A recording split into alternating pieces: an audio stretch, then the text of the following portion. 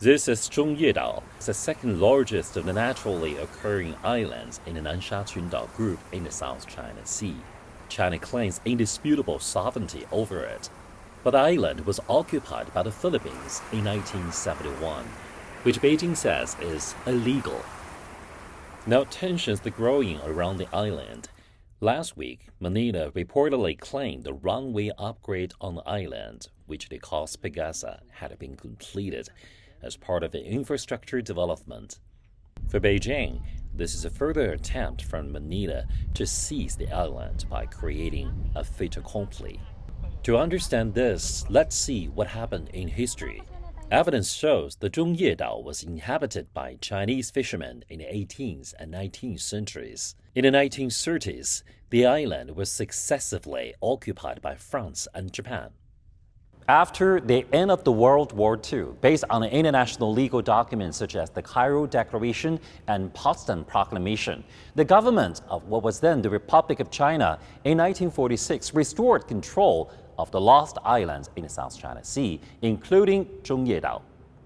Zhongye Dao, the name of the island, originated from the name of the Chinese warship that received the island from the Japanese aggressors at that time. After that, China exercised effective jurisdiction.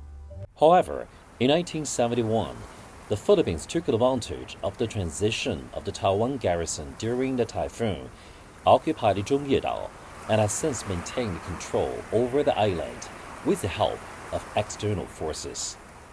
After the military occupation, the Philippines began to carry out large-scale planning for infrastructure construction, then deployed forces, and finally carried out a process to create a civilian presence. The Philippines cited the creation of the municipality of Calayan via the presidential decree in 1978 and used the presence of the civilian community, infrastructure, and local governance to reinforce its effective control and administration. This created the false impression and set barriers for China to take back its own territory.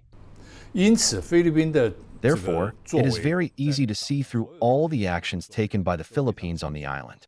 It hopes to establish a long-term occupation there. But I think for China, either Chinese mainland or Taiwan, should not let the Philippines use these actions to violate the sovereignty rights which we obtained over the island prior to any others. The government of President Ferdinand Marcos Jr. has said it strengthened the Philippines' presence on the island due to its strategic importance. For the Philippines, Zhongye Dao is the largest base for its expansion in the so-called West Philippine Sea and has great significance. With the armed forces of the Philippines saying the extension of the runway on the island has already been completed, sharp criticisms are raised. Many believe this and planned projects like port expansion would escalate tensions between Beijing and Manila. The Philippines has violated the commitment made in the DOC, the Declaration on the Conduct of Parties in the South China Sea, and changed the status quo. The construction it carried out on the islands and reefs of China's Nansha Qundao is an illegal occupation and does not contribute to the peace and stability of the South China Sea.